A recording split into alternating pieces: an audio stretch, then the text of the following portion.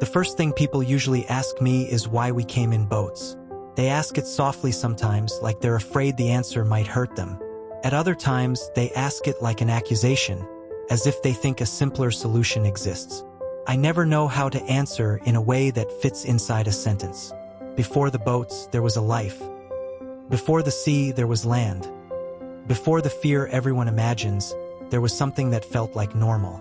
I remember mornings that smelled like dust and tea leaves, the sound of metal gates rolling open, the way the sun climbed slowly, as if it wasn't in a hurry to reveal what the day would become. I remember laughter that came easily back then, even when money was tight, even when the future felt uncertain. We had routines. We had neighbors who knew our names. We had arguments about small things like who finished the water or who forgot to lock the door. That's the part people don't imagine. They think we were always running. We weren't. At first, the war was just noise in the distance. A rumor, a radio turned low, a conversation that stopped when a child walked into the room. You learn denial early when it helps you sleep. You learn how to convince yourself that danger belongs to other streets, other families, other unlucky people. I did that for a long time, even when the nights became restless, even when the sky lit up in ways it shouldn't, even when familiar faces stopped showing up at the market. I told myself it would pass. I told myself this was how history worked. Came, it shook things, and then it moved on. I had plans back then, quiet ones, nothing dramatic. I wanted stability. I wanted to build something slow. I wanted a life that didn't require courage every single day. I believed patience was enough. I believed if I kept my head down, if I stayed kind, if I didn't provoke fate, things would eventually settle. That belief kept me still longer than it should have. The first real crack didn't come with explosions, came with absence.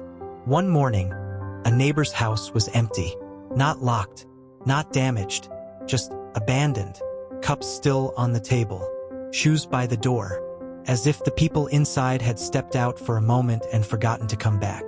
I stood there longer than I needed to. Later, another house, then another. The street started to feel wider, quieter. Sound traveled differently when fewer people were there to absorb it. Laughter became rare. Silence started to feel heavy, like it was watching us. Still, I stayed, because leaving felt like betrayal, because staying felt like loyalty, because fear is strange like that. It convinces you that familiarity is safety, even when it isn't. The day everything shifted for me wasn't dramatic either. No shouting, no gunfire in that moment. Just a look in someone's eyes that I had known all my life, now hollowed out by something I didn't recognize. It was the look of someone who had already accepted a future without options. That night, I couldn't sleep. I lay there listening to my own breathing, wondering when exactly hope had started to feel like a lie I told myself to get through the day. I realized something then, quietly, without panic. Staying wasn't courageous anymore. It was inertia, and inertia was beginning to cost more than movement ever would. We didn't leave the next day, or the next week. That's another thing people don't understand. Leaving isn't a switch. It's a slow surrender. You sell what you can. You give away what you can't carry. You stop planning for years and start planning for days. When we finally left, there was no farewell, no closure, just a door that didn't matter anymore. The desert wasn't heroic. It wasn't cinematic. It was long, endless, a place where time stretched and folded in on itself. Days blurred, nights bit into your bones. People talked less as the journey went on, not because there was nothing to say, but because words cost energy. That was where I first heard the crying at night, soft at first, then louder, sometimes from someone nearby, sometimes from inside my own head. The desert has a way of stripping you down to your most basic thoughts. Hunger, thirst, regret, memory. People disappeared there too. Not violently, quietly. One day they were walking beside you. The next day they weren't. No ceremony, no explanations. You learned not to ask too many questions because answers didn't bring them back. They only slowed you down. Human traffickers talk about hope like it's a product. They promise timelines, destinations, safety, They learn how to say your name in a way that makes you trust them. I watched people hand over their last possessions with shaking hands, not because they believed completely, but because disbelief didn't offer alternatives. I kept telling myself this was temporary, that suffering was a bridge, not a home. By the time we reached the coast, I didn't recognize myself anymore. My reflection looked older, quieter, like someone who had learned too much too quickly. The sea smelled different than I imagined. Heavier, unforgiving. It didn't feel like an escape. It felt like a question with no good answers. The boats were smaller than fear had already made them in my head. That should have scared me more, but exhaustion does strange things to judgment. When you're that tired, danger becomes abstract. You stop asking if something is safe. You ask if it's possible. We climbed in. Too many of us. Too close together. Knees touching. Breathing shared. Someone whispered a prayer. Someone else stared at the horizon like they were daring it to argue back. The sea was calm at first. That's how it tricks you. The sound of the engine became a kind of heartbeat. Steady. Hypnotic. I remember thinking, absurdly, that this part almost felt peaceful. Night wrapped around us. The stars were sharp and distant, uncaring witnesses to whatever we were attempting. Then the water changed. The boat began to move differently. Not forward, sideways, like it was being nudged by something invisible. People shifted. Someone cried out. The engine stuttered. That was when panic finally arrived. Not all at once, but in waves, passing from one body to another. Pirates appeared like a rumor turning real. I won't describe them in detail. I don't need to. Their presence alone was enough to steal breath from lungs. The chaos that followed didn't feel loud to me. It felt muted, like I was underwater already. Time slowed. Decisions became instincts. Fear stopped being an emotion and turned into a physical force. Then the boat capsized. There is a moment when the world flips that your brain refuses to accept it. Up becomes down. Sky disappears. Water fills every space. I remember the cold first, then the pressure, then the sound screams that turned into choking silence. I saw people sink. Men, women, children. I saw hands reaching and then letting go.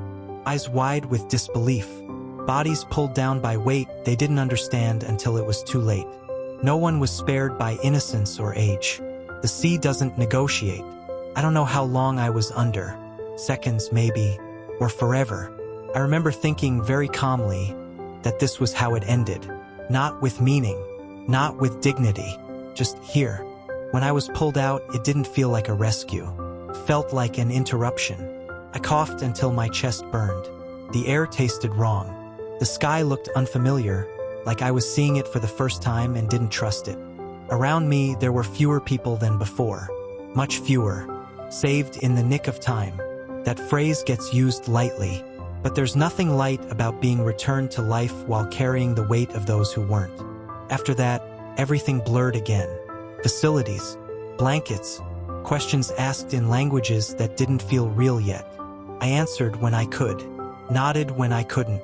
My body survived before my mind caught up. People told me I was lucky. I nodded, because how do you explain that luck can feel like guilt when you're carrying voices in your head that won't quiet down? Life after wasn't the relief everyone expects. Safety didn't arrive as peace. It arrived as silence. A silence filled with memories that refused to stay in the past. Nights became the hardest. That's when the sea returned. That's when I heard the cries again, sharp and vivid, as if they were trapped somewhere behind my eyes. I tried to be grateful. I really did. I followed the rules. I learned the systems. I kept my head down again, hoping familiarity would turn into safety the way I once believed it would.